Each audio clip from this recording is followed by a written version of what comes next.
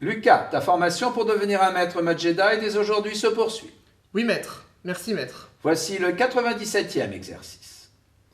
Soit U la suite définie par U0 égale 0, et pour tout entier positif n, U indice n plus 1 égale 2U indice n plus 2 puissance n plus 1.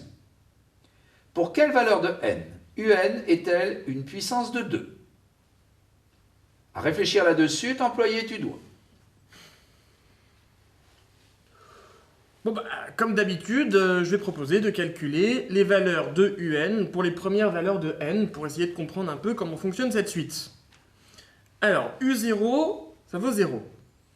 U1 vaut ceci, c'est-à-dire 2. U2, ça vaut ceci, c'est-à-dire cela, c'est-à-dire 8. Je continue. U3, ça vaut ceci, c'est-à-dire cela, c'est-à-dire 24. Bon. U4, ça vaut ceci, c'est-à-dire cela, c'est-à-dire 64. Et U5, ça vaut ceci, c'est-à-dire cela, c'est-à-dire 160. Bon, et maintenant, il faut que j'arrive à conjecturer une formule avec ça. Alors, j'ai 0, j'ai 2, 8... Je peux l'écrire 2 puissance 3, mais je peux aussi l'écrire 2 fois 2 au carré. Et 24, je peux l'écrire 3 fois 2 puissance 3. Ah, et 64, ça vaut 2 puissance 6, mais donc ça vaut aussi 4 fois 2 puissance 4. Et 160, ça vaut 5 fois 2 puissance 5. Ah ben j'ai compris.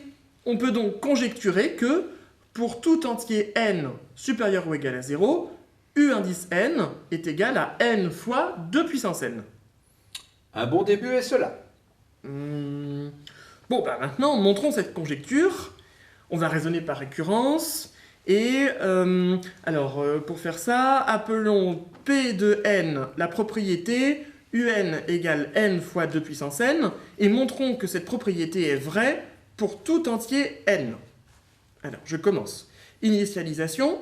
Pour n égale 0, on a U0 égale 0, c'est-à-dire 0 fois 2 puissance 0. Hérédité. Supposons que la propriété est vraie pour un certain entier k. Alors, je peux dire que U indice k est égal à k fois 2 puissance k. Alors, U indice k plus 1, ça vaut par définition ceci. Et puis, je peux appliquer l'hypothèse de récurrence à UK et j'obtiens cela.